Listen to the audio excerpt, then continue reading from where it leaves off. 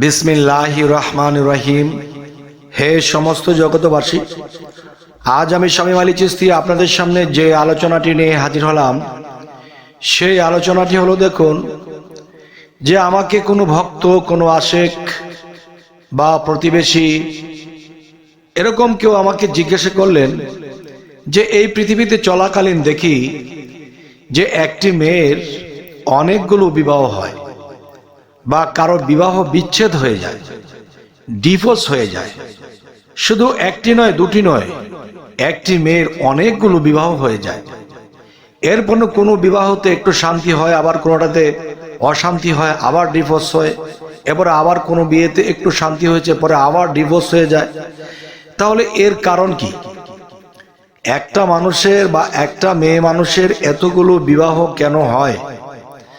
এই বিষয়ে আমাকে কেউ বললেন যে আপনি এই বিষয়টি আলোচনা করবেন, যে এদের কি আসলে কি দোষ, কি অপরাধ বা কি কারণ এটা ঘটছে। তো আজকের এই আলোচনাটি করতে গেলে এই আলোচনার মধ্যে গভীর আধ্যাত্মিক লুকানো আছে। আর আধ্যাত্মিক বলতে আমরা কি বুঝবো? আধ্যাত্মিক বলতে আমরা বুঝবো আত্মজগতের বিষয় আছে। যেমন দেহ নিয়ে পৃথিবীতে ঘুরছে, হাঁটছে, খাচ্ছে, খাইতেছে, চলতেছে।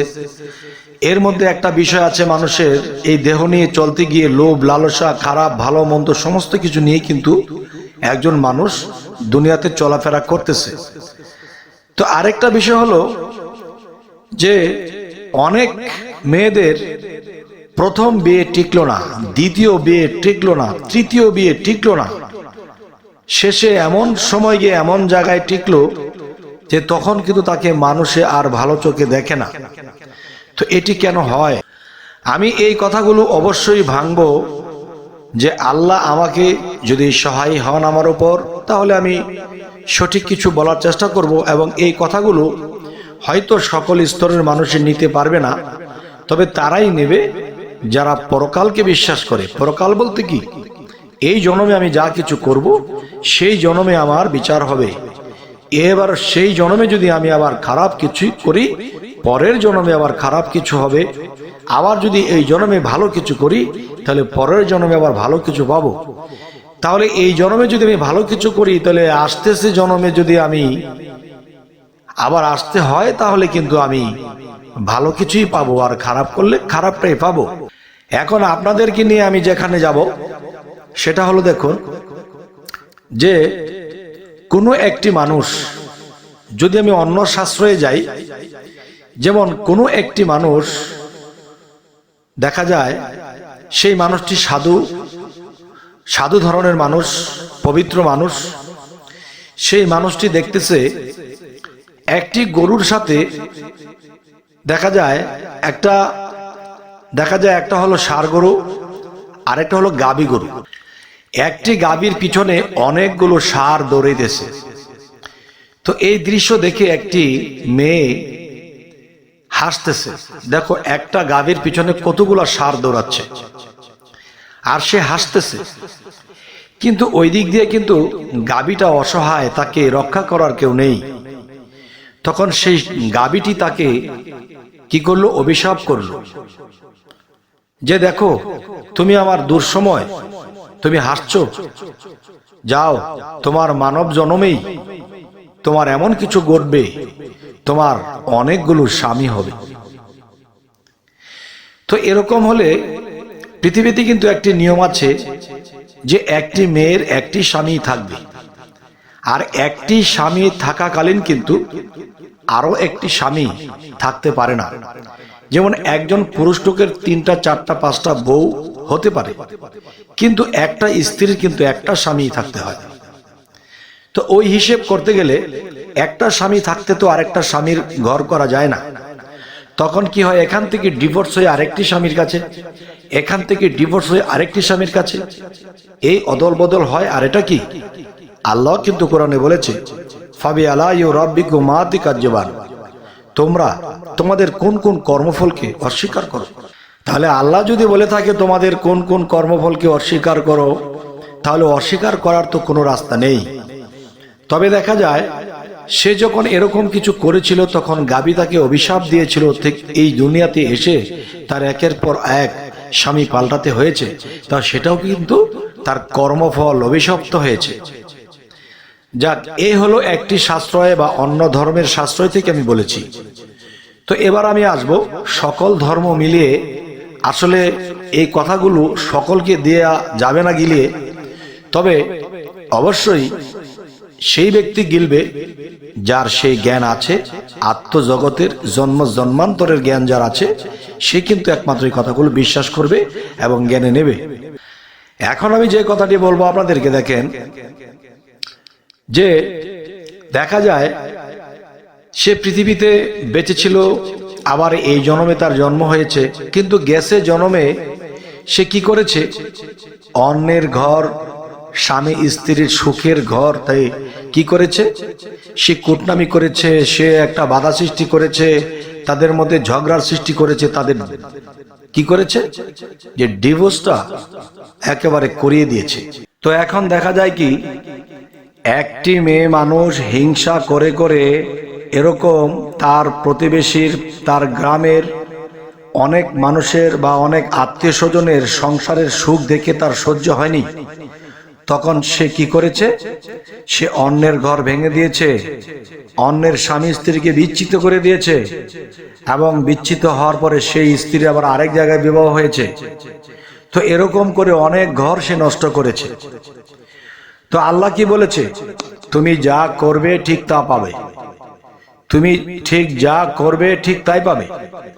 তাহলে বিগত জন্মে যে খারাপ করেছে সে এখন কিন্তু সেই খারাপের ভুক্তভোগী হচ্ছে, এবং সেই জন্মে যে ভালো করেছিল এই জন্মে সে পাচ্ছে। তাহলে আল্লাহ কিন্তু স্পষ্ট বলে দিয়েছে, তোমরা তোমাদের কোন কোন কর্মফলকে অস্বীকার করো।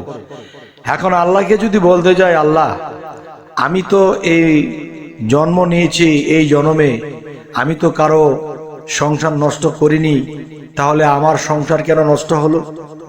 দেখেন যে অনেকেই জন্ম জন্মান্তরকে বিশ্বাস করে না। এখন আল্লাহকে জিজ্ঞাসা করলে, আল্লাহ তো বলেছে আমি সমান বিচারক, আমি কারো প্রতি অবিচার করি না। আল্লাহ যদি এই কথা বলে যে আমি কারো প্রতি অবিচার করি না, তাহলে কোন বিচারে এই জন্মে আপনার এতগুলা স্বামী পাল্টাতে হলো, এতগুলো বিবাহ হলো? কেন এটা হলো? কেন এত দুর্ঘটনা কাটালেন? কেন এত অসম্মান কামালেন? এটা কেন হলো? তো আল্লাহও দোষী না, আল্লাহও সমান বিচারক করে থাকে, কিন্তু আপনার বিচারে তো সমান দেখা যাচ্ছে না।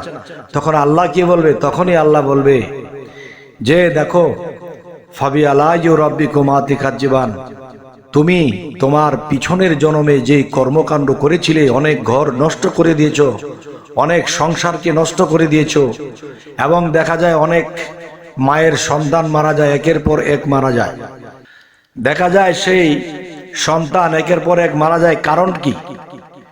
তখন সে বিগত জন্মের পিছনের জন্মে দেখা যায় তার সন্তানাদি হচ্ছিল না, তাই তার পিছনে যাদের বিবাহ হয়েছিল তাদের সন্তানাদি হচ্ছে, কিন্তু তার হচ্ছে না। সেই হিংসা রেখে অনেক মায়ের বুক খালি করে দিয়েছে, অনেক সন্তানকে সে যে কোনো কৌশলে মেরে ফেলেছে।